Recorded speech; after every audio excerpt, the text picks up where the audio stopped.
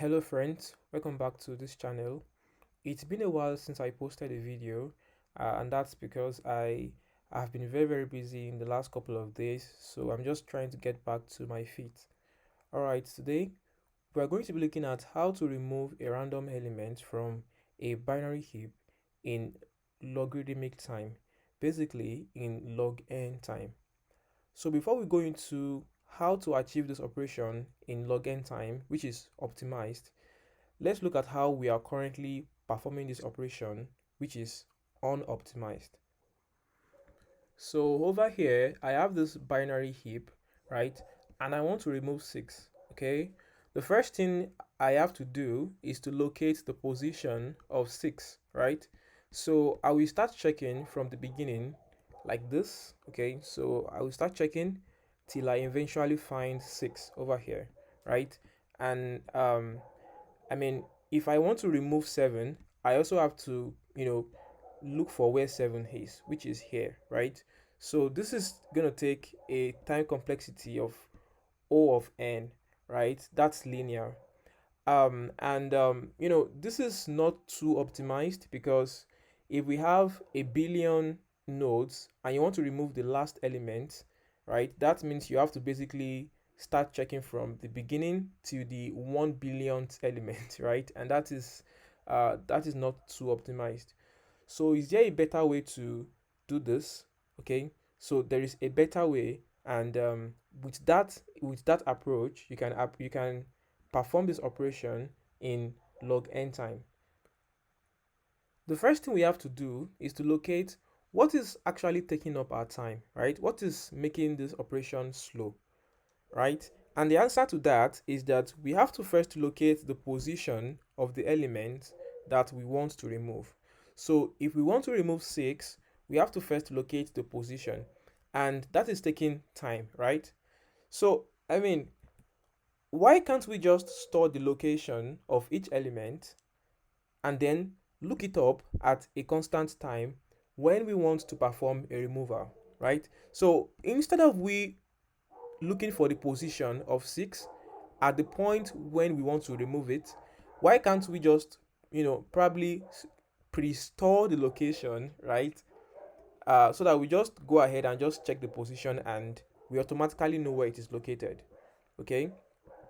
Now the question is, which data structure can we use for this, right? So which data structure can we use to store the positions of the nodes?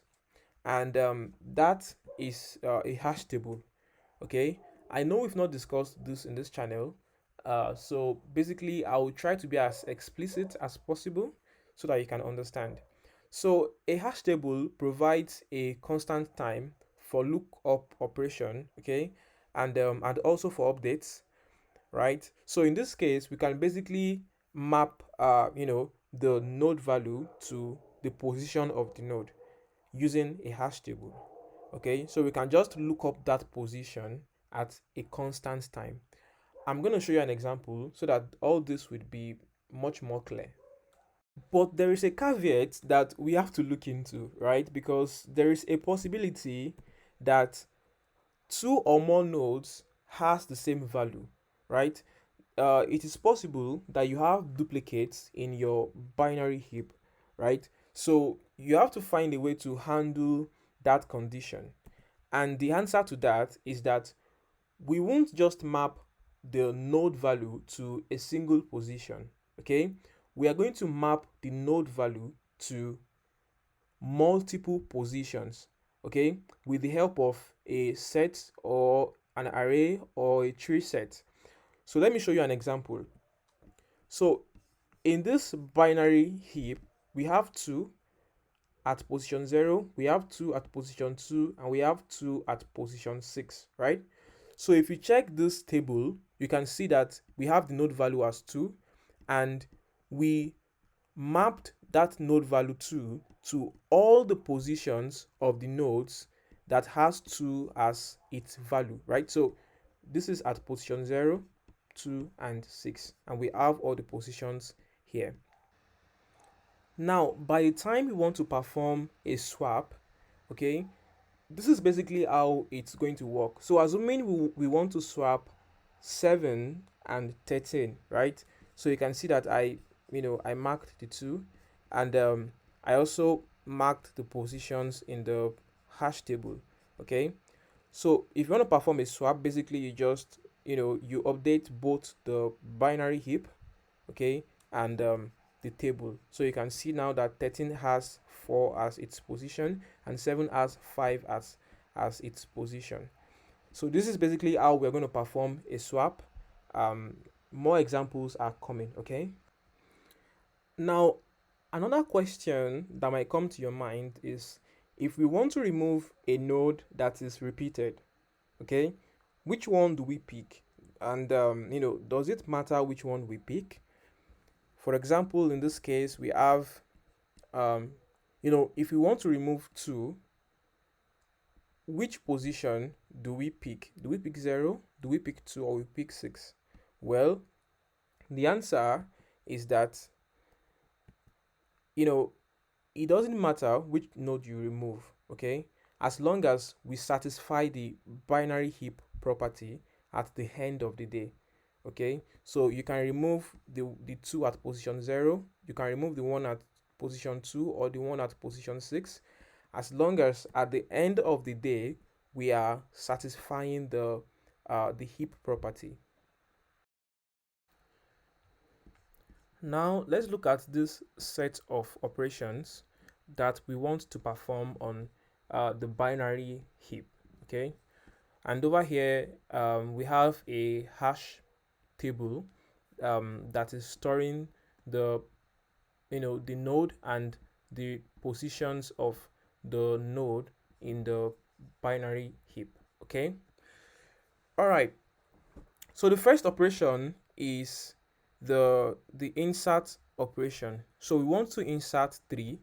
Okay, and basically we have to create that entry in the hash table, as you can see, and we inserted 3 at the insertion position. Remember, we have to insert from the left, okay, the leftmost part, right?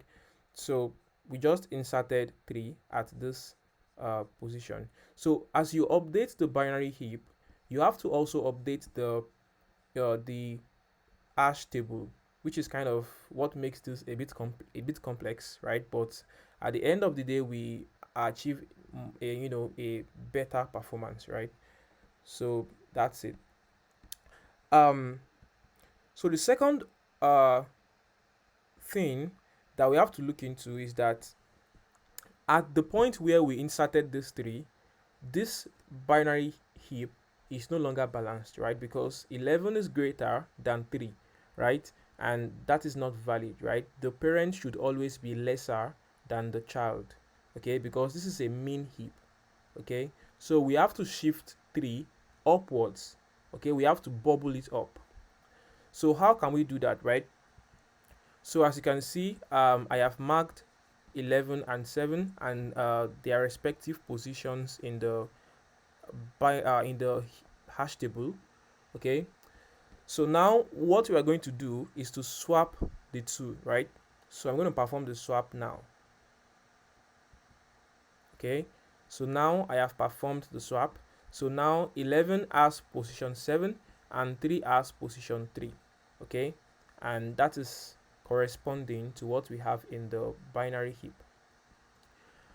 So even at this point, the heap is not still valid because 7 is still greater than 3, right? So we have to still shift 3 upwards. Okay, we have to bubble it up. Okay, so as you can see, I have marked the position of 7 and the position of 3. So now I am going to perform the swap like this. Okay, so you can see that the positions has been updated in the hash table and we've performed the swap over here. Okay, so at this point you can see that the heap is valid because 2 is less than 3, right? Okay, and that is the heap property, right? So this is valid. Okay, so let's move to the next operation, which is the remove operation, right? So we want to remove 2. Okay, In order to remove 2, we have to swap 2 with the last element in the tree, right? And that is 11. Okay, so as you can see, I have marked their respective positions in the hash table, so we can perform the swap now. Okay, so once we perform the swap, we can go ahead and remove 2 from the heap. Okay, so like this. Okay, so now 2 is gone. Notice that position 7 has been deleted. Okay, but at this point, as you can see that this heap is no longer balanced, um, so we have to basically bubble 11 downwards, okay, because it is greater than both its uh, children, right? Now, which part are we going to swap? So we look for the least child, and the least here is 2, right? So we are going to swap towards this direction, okay? So now I have basically marked the 2, and I'm going to perform the swap like this. Okay, so if you check the hash table, 2 now has position 0 and 11 has position 2. Okay, and that corresponds to what we have in the in the binary heap. So even at this point, the binary heap is not valid because 11 is greater than 2, right? Which makes this still not valid. So we have to swap 11 with these 2 over here. Okay, so as you can see, I have marked the position of 2 and 11 in the hash table. So now I am going to perform the swap like this. Okay, so as you can see, the positions are also updated, and at this point the you know the binary heap property is satisfied, so this heap is valid. Okay, so now we can move to the next operation, which is the poll operation. Okay, so we want to perform a poll operation in this binary heap. So basically, polling means that you want to remove the element of the highest priority, right? And the element of the highest priority in this case is the smallest element, okay? And the smallest element is 2, right? The smallest element is 2. So the first thing that you want to do is to swap 2 with the last element in the in the binary heap like this. Okay, so basically we're going to perform the swap like this, and now we can delete 2 like this. Notice that position 6 has been deleted from here. Okay, and now we can bubble 11 downwards because it is greater than both of his children, right? So what we have to do now is to swap it towards the right, because 2 is less than 3, right? So we have to bubble towards this direction. Okay, so now we're going to swap 11 and 2 both in the heap and in the hash table like this.